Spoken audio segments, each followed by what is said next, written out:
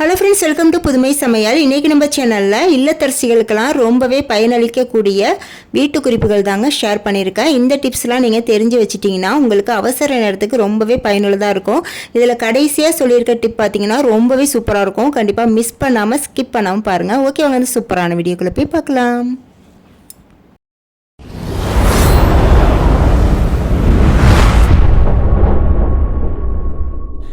Tip number 1. இந்த டிப்புக்கு நான் இந்த மாதிரி இன்விடேஷன் கார்டு எடுத்திருக்கேன்.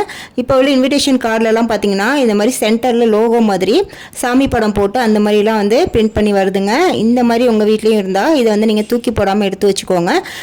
இப்போ இந்த இன்விடேஷன் கார்டில் உள்ள அந்த படத்தை மட்டும் தனியாக எடுத்துடலாங்க. இதுக்கப்புறம் பார்த்தீங்கன்னா அந்த கார்ட்லேயே வந்து இந்த மாதிரி அந்த படத்து சைஸுக்கு தகுந்த மாதிரி அப்படியே வந்து ரவுண்டாக மார்க் பண்ணிவிட்டு அதையுமே நீங்கள் வந்து கட் பண்ணிவிட்டு இதோட பேக் சைடில் வச்சு ஒட்டி விட்டுலாங்க. இதுக்கு வந்து கம் தேவைப்படாது, ஏன்னா ஆல்ரெடி வந்து அந்த பேக் சைடில் கம் இருக்குங்க. அதனால் நீங்கள் அப்படியே வச்சு கூட ஒட்டி விடலாம். அப்படி உங்களுக்கு கம் இல்லை அப்படின்னா நீங்கள் ஃபெவிகால் கூட போட்டு ஒட்டி விட்டுக்கலாங்க. இப்போ அவ்வளோதாங்க. இதுக்கப்புறம் பார்த்தீங்கன்னா இதுக்கு மேலே வந்து சின்ன சின்ன ஹோல் கொடுத்துருப்பாங்க. அந்த சைடில் வந்து நீங்கள் சாவி கொத்து கீச்செயின் இருக்குது பாருங்கள், அதை வந்து இது உள்ளே வந்து கோத்து விட்டுக்கலாங்க. இந்த மாதிரி கோத்து வைக்கும் போது பார்த்தீங்கன்னா நம்மளுக்கு சூப்பரான ஒரு கீச்செயின் ரெடி ஆயிருங்க. உங்கள் வீட்டில் கீச்செயின் இல்லை அப்படின்னா இந்த மாதிரி பத்திரிக்கை அட்டையில் உள்ளதை வந்து நம்ம கீச்செயினாக யூஸ் பண்ணிக்கலாம். இதில் வந்து நம்ம சாமி படம் போட்டிருக்கிறதுனால தாராளமாக யூஸ் பண்ணிக்கலாங்க. இது சூப்பரான ஐடியாங்க. கண்டிப்பாக ட்ரை பண்ணி பாருங்கள். Tip number 2. கண்ணாடி பாட்டில்ஸ்லாம் இருக்கிற அந்த ஸ்டிக்கரை ரிமூவ் பண்ணுறது கொஞ்சம் கஷ்டமாகவே இருக்குங்க. அதை எப்படி ரொம்பவே ஈஸியான மெத்தடில் ரிமூவ் பண்ணலாம் அப்படிங்கிறத சொல்கிறேன். அதுக்கு வந்து ஃபஸ்ட்டு அந்த கண்ணாடி பாட்டில் உள்ள கொஞ்சம் வெதுவெதுப்பான தண்ணியை வந்து ஊற்றிக்கணுங்க. ரொம்ப கொதிக்க வச்சு ஊற்றிடாதீங்க. கொஞ்சம் வெதுவெதுப்பாக கை பொறுக்கிற சூட்டில் இருக்கிற அளவுக்கு சூடு பண்ணிவிட்டு அதை வந்து ஊற்றிட்டு ஒரு 5 நிமிஷம் மட்டும் வெயிட் பண்ணுங்கள். 5 நிமிஷத்துக்கு அப்புறம் நீங்கள் அந்த ஸ்டிக்கரை உரிச்சு பாருங்கள். ரொம்பவே ஈஸியாக வந்து உறிஞ்சி வந்துடுங்க. இதுக்கு வந்து நீங்கள் ரொம்ப சிரமப்பட்டு அந்த ஸ்டிக்கரை ரிமூவ் பண்ணணும் அப்படிங்கிற அவசியம் இல்லை. அதுக்கப்புறம் அந்த ஸ்டிக்கரை ரிமூவ் பண்ணதுக்கப்புறம் அதில் வந்து ஒரு பசை மாதிரி இருக்கும் பாருங்கள், அது வந்து ஒட்டிகிட்டே இருக்கும். நம்ம என்ன தான் சோப்பு போட்டு ஸ்க்ரப்பர் போட்டு கழுவுனாலுமே அது வந்து போகவே போகாதுங்க. அதை நீக்கிறதுக்கு நீங்கள் ஒரு காட்டன் பஞ்சில் கொஞ்சமாக வந்து தேங்காய் எண்ணெய் வந்து தொட்டுக்கோங்க. தொட்டுட்டு அதுக்கு மேலே வந்து நீங்கள் இந்த மாதிரி தேய்ச்சி விட்டுக்கோங்க.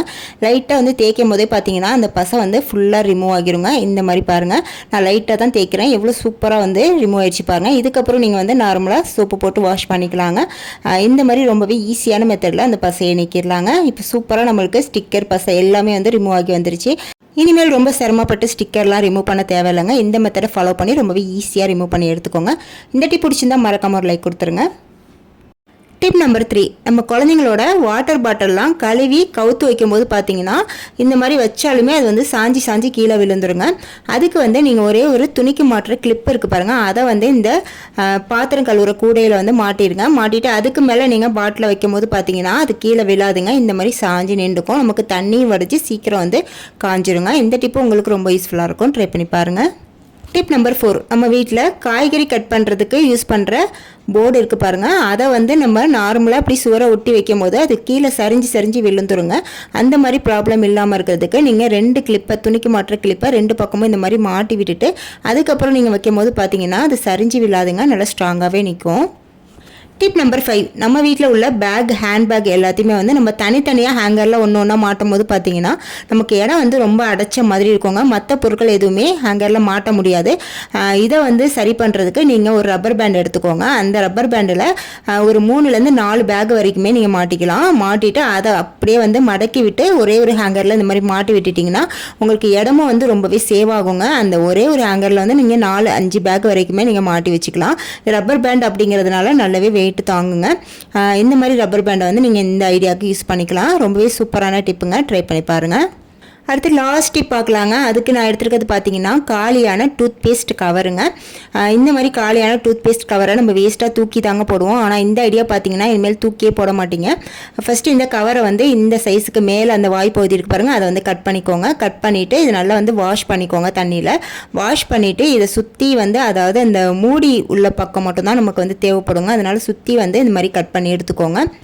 இப்போ அடுத்ததான் நமக்கு தேவைப்படுறது வாட்டர் பாட்டில் மூடிங்க. வாட்டர் பாட்டில் மூடியோட மேல் பக்கத்தில் இந்த மாதிரி சின்னதாக ரவுண்டாக மார்க் பண்ணிவிட்டு இதை நம்ம கட் பண்ணி எடுத்துக்கணுங்க. கட் பண்ணுறதுக்கு பார்த்தீங்கன்னா இந்த மாதிரி ஒரு கம்பியை நல்லா ஹீட் பண்ணிவிட்டு இந்த மாதிரி ரவுண்ட் ஷேப்பில் வந்து கொஞ்சம் பெரிய சைஸாக வந்து ரவுண்ட் பண்ணி எடுத்துக்கோங்க. அதாவது எந்த அளவுக்குன்னு பார்த்தீங்கன்னா அந்த பேஸ்ட்டோட அந்த வாய் பகுதி வந்து உள்ளே வந்து ஃபிட் ஆகணுங்க. கரெக்டாக ரொம்ப லூஸாக இருக்கக்கூடாதுங்க, கொஞ்சம் டைட்டாகவே ஃபிட் ஆகிற மாதிரி பார்த்துக்கோங்க. ஹோல் போட்டதுக்கப்புறம் இந்த மாதிரி பேஸ்ட் மூடியை இது உள்ளே இந்த மாதிரி ஃபிட் பண்ணிடுங்க. நல்லா டைட்டாக இருக்குது பாருங்கள். இந்த மாதிரி கரெக்டான அளவில் ஹோல் போட்டு ஃபிட் பண்ணுங்கள், அதுதான் வந்து முக்கியம். இப்போ இதுவே வந்து நல்லா டைட்டாகவே இருக்குங்க, எந்த ஒரு கேப்பும் இருக்காது. அப்படி உங்களுக்கு கேப் இருக்கிற மாதிரி தெரிஞ்சுன்னா நீங்கள் குளூகன் போட்டு அப்ளை பண்ணி ஒட்டி விட்டுக்கோங்க. நான் வந்து ஒன்றும் பண்ணலைங்க, அப்படியே தான் சும்மா விட்டுட்டேன், அவ்வளோதாங்க. இப்போ இந்த மூடியை வந்து நம்ம ஆயில் கேனில் இந்த மாதிரி மூடி க்ளோஸ் பண்ணிக்கலாம். நான் எடுத்தது பார்த்தீங்கன்னா ஆயில் பாட்டில் மூடி தாங்க நான் எடுத்திருந்தேன். இப்போ இந்த பேஸ்ட் மூடியை வந்து நம்ம இதுக்கு மேலே வச்சு க்ளோஸ் பண்ணிக்கலாங்க. இப்போ அவ்வளோதாங்க, சூப்பரான ஒரு ஆயில் கேன் வந்து நம்ம ரெடி பண்ணிட்டோம். இப்போ நார்மலாக வந்து நம்ம அந்த ஆயில் கேனை வந்து அப்படியே ஊற்றும் போது பார்த்திங்கன்னா நமக்கு நிறைய ஆயில் வந்து செலவாகுங்க. இதையே நம்ம ரெடி பண்ண இந்த கேப்பை போட்டு நம்ம யூஸ் பண்ணும்போது பார்த்திங்கன்னா நமக்கு ஆயில் வந்து கொஞ்சமாக தாங்க செலவாகும். நம்மளுக்கு எவ்வளோ தேவையோ அவ்வளோ வந்து நம்ம ஊற்றிக்கலாம். நிறைய வேணும் அப்படின்னு நீங்கள் நினச்சிங்கன்னா அந்த பாட்டில் வந்து லைட்டாக ப்ரெஸ் பண்ணிங்கன்னா கொஞ்சம் வேகமாக நம்மளுக்கு நிறைய ஆயில் வருங்க. இந்த மாதிரி நமக்கு தேவைப்படுற ஆயிலை வந்து நம்ம யூஸ் பண்ணிக்க முடியுங்க. இதுக்காக நம்ம ஆன்லைனில் காசு கொடுத்து ஆயில் கேன்லாம் வாங்கி யூஸ் பண்ணணும் அப்படிங்கிற அவசியமே இல்லை. நீங்கள் கடையிலேருந்து இந்த மாதிரி பாட்டிலில் வாங்கிட்டு வந்தீங்கன்னா இந்த மாதிரி நீங்கள் ரெடி பண்ணி யூஸ் பண்ணிவிட்டு அது தீர்ந்த பிறகு அந்த பாட்டிலை தூக்கி போட்டு நீங்கள் மறுபடியும் வந்து வேறு பாட்டில் வாங்கும் போது இந்த கேப்பை மட்டும் நீங்கள் அப்படியே வச்சுட்டு அதில் வந்து ஃபிட் பண்ணிக்கலாங்க. இப்போ பார்த்தீங்கன்னா நான் அந்த மாதிரி தான் இந்த பாட்டில் நல்லெண்ணெய் பாட்டிலில் வந்து ஃபிட் பண்ணியிருக்கேன். இதே வந்து நீங்கள் கடலெண்ணெய் பாட்டில், நீங்கள் இந்த மாதிரி பெரிய பாட்டில் அந்த பாட்டில் கூட நீங்கள் இந்த மாதிரி ஐடியா வந்து ட்ரை பண்ணலாங்க.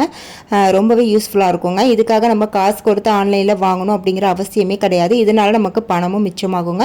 இந்த ஐடியா வந்து எனக்கு ரொம்பவே யூஸ்ஃபுல்லாக இருக்குங்க. உங்களுக்கும் வந்து பிடிச்சிருக்குன்னு நினைக்கிறேன். பிடிச்சிருந்தா மறக்காமல் வீடியோக்கு வந்து ஒரு லைக்கை தட்டி விட்டுருங்க.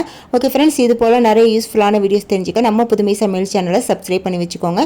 நெக்ஸ்ட் ஒரு சூப்பரான வீடியோவில் வந்து மீட் பண்ணுறேன். தேங்க்ஸ் ஃபார் வாட்சிங்.